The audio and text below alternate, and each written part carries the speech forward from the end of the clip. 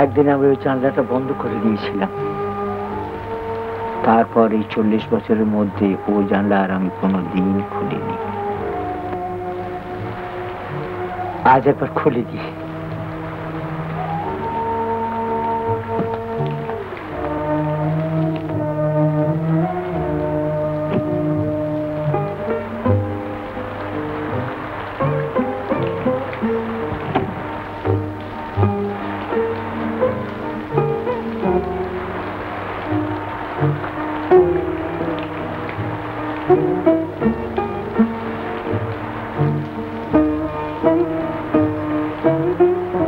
তখন এই ঘরটাতে আমি বসে পড়াশোনা করতাম,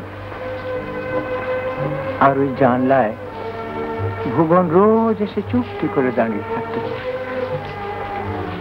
ওইখানে তার সঙ্গে আমার শেষবারের মতন দেখা। 40 বছর হয়ে গেল, কিন্তু সে একটু কাঁদেনি। শুধু বলেছিল, কে জিতলো আর কে হারলো সে মীমাংসা তার মৃত্যুর পর হবে।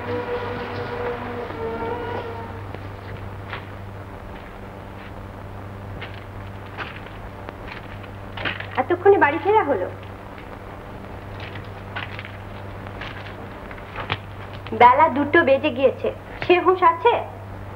যে পারে পারো, 2টো পর্যন্ত না খেয়ে থাকতে আমি পারি না। শোনো শোনো কি? বেলা 2টো পর্যন্ত তুমি খাওনি কেন? আমি তো খেতে চেয়েছিলাম, বৌদি খেতে দিল না। ও, তাহলে ওরও খাওয়া হয়নি? এমন বোকার মতো কথা বলেন, আশ্চর্য। বৌদি খেলে তো আমিও খেয়ে নিতাম। আচ্ছা শোনো পদ্ম, এবার থেকে আমার যেদিন আসতে দেরি হবে তোমার বৌদিকে বলবে যে আমার খাবারটা এই টেবিলের উপরে চাপা দিয়ে রাখতে, কেমন? জি আগে, তাই উচিত।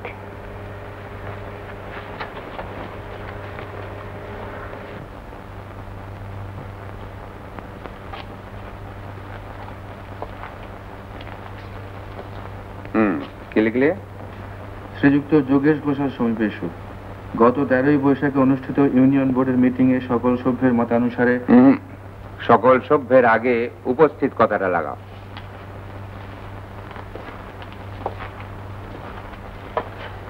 উপস্থিত সকল সভ্যের মতানুসারে স্থিরীকৃত হইয়াছে যে।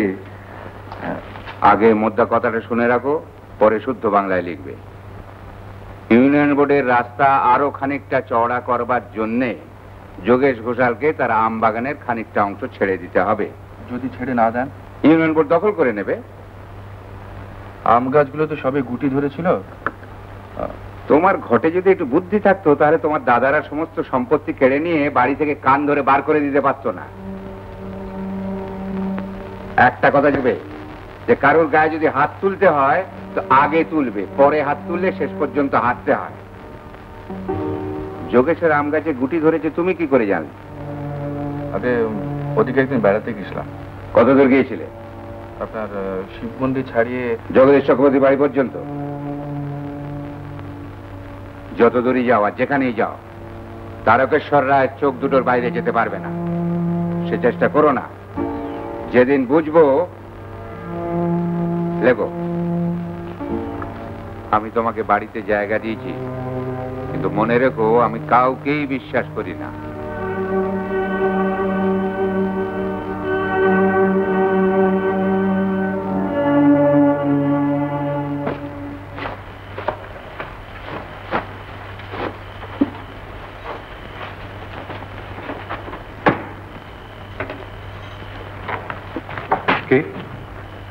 আমি বিদ্যুৎ।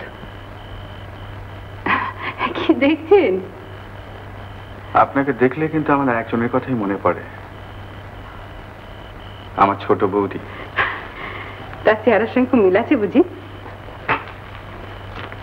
কি যেন একটা মিল আছে বুঝলেন। তবে তাকে কিন্তু আমাদের বাড়িতে মানাতো না, তেমনি আপনাকেও এই বাড়িতে মানায় না।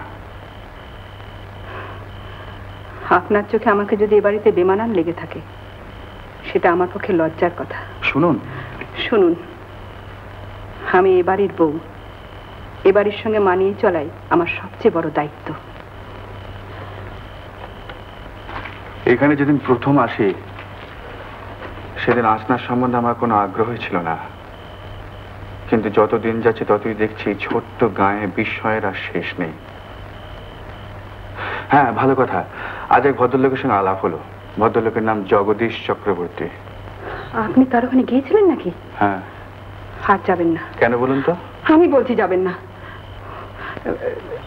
মানে আপনি আমার কথা নাও শুনতে পারেন, কিন্তু শ্বশুরমশাই জানতে পারলে খুব রেগে যাবেন। তাকে রাগানো ঠিক হবে না। আচ্ছা, ডাক্তারবাবুকে আপনি শ্বশুর মশাই বলে সম্বোধন করেন কেন? তিনি আমার শ্বশুর বলে?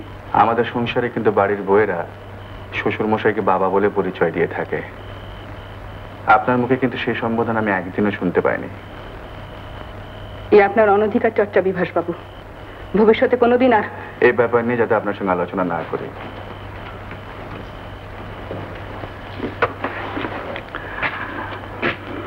কম্পাউন্ডার বাবু। কে? আমি রাসু। কি ব্যাপার? প্রাণটা কিরকম আনজান করতেছিল, তাই ভাবলাম দুটো মনের কথা বলে আসি। তো ভেতরে এসো। না না না না না, এখানে নয়, তারকেশ্বর রায় গন্ধ পাবে। এসো আমার সঙ্গে, এসো। এসো না।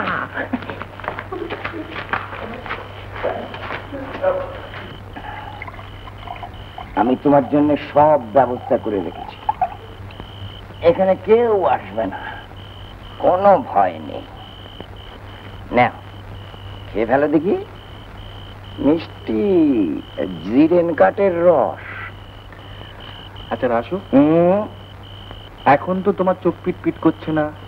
না না, এইটা খেলে আমি সুস্থ মানুষ হয়ে যাই। আর সুস্থ মানুষ হলে আমার চোখ পিট পিটও করে না, আর আমি কাউকে ভয়ও করি না।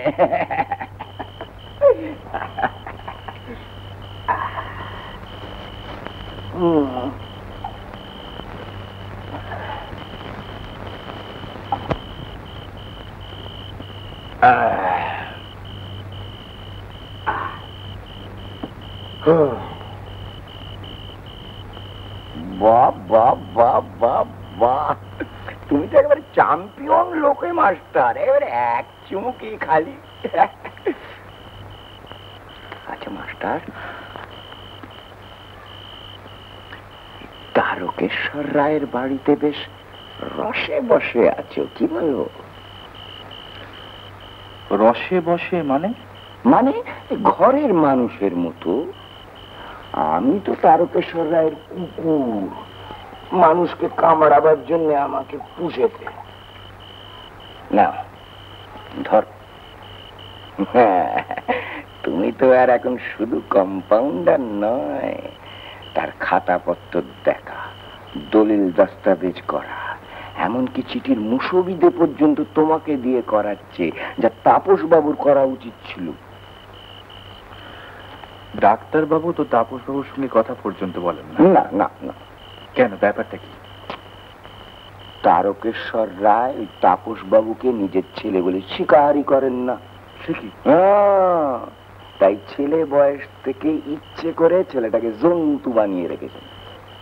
দেখো মাস্টার, আমার ধারণা যে এই অঞ্চলে আমি মস্ত বড় শয়তান।